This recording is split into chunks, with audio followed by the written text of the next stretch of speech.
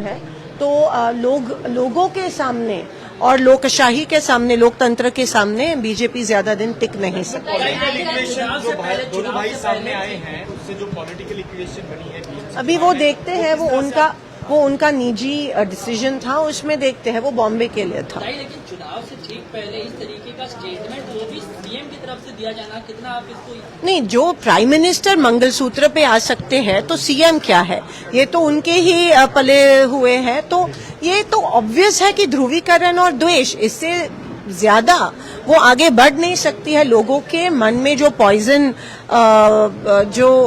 Poison डाल रहे हैं, हमारे देश का डीएनए सेक्युलर है और ये बात वो समझ नहीं पा रहे हैं। तुम कितनी कोशिश करो, हमारा देश सेक्युलर लाइंस पे ही वोट करता है, विकास के लिए, काम के लिए वोट करता है। और ये जो हमारे देश में जो पॉइजन, लोगों के मन में जो विष है वो पेर रहे हैं, इसका नतीजा उनको भुगतना पड़ेगा। जिस तरह से जो लैंग्वेजेस का जो उपयोग किया जा रहा है, जैसे जिहादी मानसिकता, अपोजिशन पे आरोप लगा रहे हैं सीएम से, आपको लगता है आने वाले जैसे बीएमसी इलेक्शन जैसे नजदीक आएंगे तो कहीं ना कहीं इस तरह की बातें और इस तरह की घटनाएं? देखिए, जो काम नहीं करता है उसको इन सब चीजों का इस्तेमाल करना पड़ता है। वो जोड़ने की बात नहीं करते हैं, वो तोड़ने की बात करते हैं। ये आरएसएस से लेके बीजेपी की मोडस ऑपरेंडी है, ये कुछ नया नहीं है।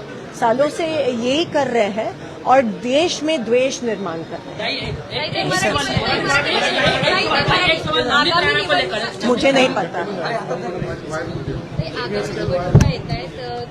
मुंबईमध्ये काँग्रेस आगामी निवडणुका येत आहेत, तर आता तुमची ही समिती झाली, त्यामध्ये तुम्ही काय काय ही पार्लमेंटरी समिती आहे आमची आणि ह्या समितीचा एकंदरीत प्रत्येक जिल्ह्याचा, जिथे जिथे महानगरपालिका निवडणूक आहे शहराचा आढावा घेण्याची ही बैठक आजची होती आणि ती कोण किती जागा कुठे लढतंय त्यावर होती आणि आज दिवसभरात ती चर्चा चालू आहे प्रत्येक जिल्ह्यात आणि आज संध्याकाळपर्यंत किंवा उद्या सकाळपर्यंत तुम्हाला चित्र स्पष्ट कळेल।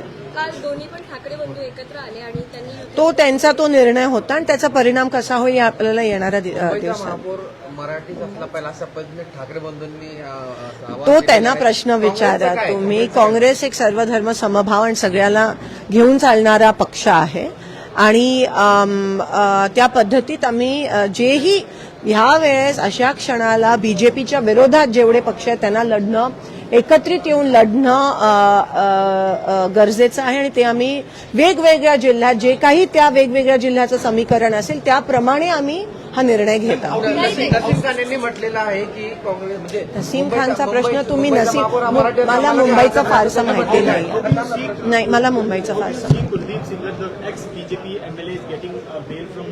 No, that is absolutely deplorable, and the way the rape victim's mother was treated and beaten up, this shows the mentality of the BJP from top to bottom. They like to objectify women and they are anti-women, and that's a very RSS thing. It's महाराष्ट्राची पातळी किंवा देशाची पातळी महिलांच्या अब्रूबद्दल बीजेपीची एवढी खाली सरकली आहे आणि त्यांच्यामुळे हा जो पुरोगामी महाराष्ट्र आहे आज बीजेपीमुळे आज हा रिग्रेसिव्ह होत चाललाय का असा प्रश्न आमच्या मनात। काँग्रेस सोबत रासप आलेला आहे, काँग्रेस सोबत रासप आलेला आहे, काँग्रेस सोबत राहुल गांधी से मुलाकात हुई है, जो पीड़ित है उसकी राहुल गांधी से मुलाकात हुई है, राहुल गांधी ने आश्वासन भी दिया। काँग्रेस सोबत आता रासप आलेला आहे, काय यावर काय सांगाल? मी तुम्हाला जे समविचारी पक्ष आहे, जे बीजेपीच्या ताकदी या जातीयवाद, धर्मवाद, द्वेष निर्माण करणाऱ्या, ध्रुवीकरण करणाऱ्या ताकदीच्या विरोधात जेवढे एकत्र येतील तेवढं लोकांसाठी बरं।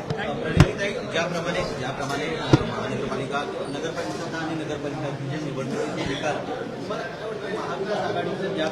नाही, तुमचा तो वाढता कल आहे महाविकास आघाडीचा। काही जिल्ह्यात तर बीजेपी तोंडावर पडले आहे, साम दाम दंड सगळं वापरून सुद्धा त्यांना काँग्रेसची लोक वापरत असतील तरी त्यांच्यासाठी अतिशय लाजिरवाणी गोष्ट आहे।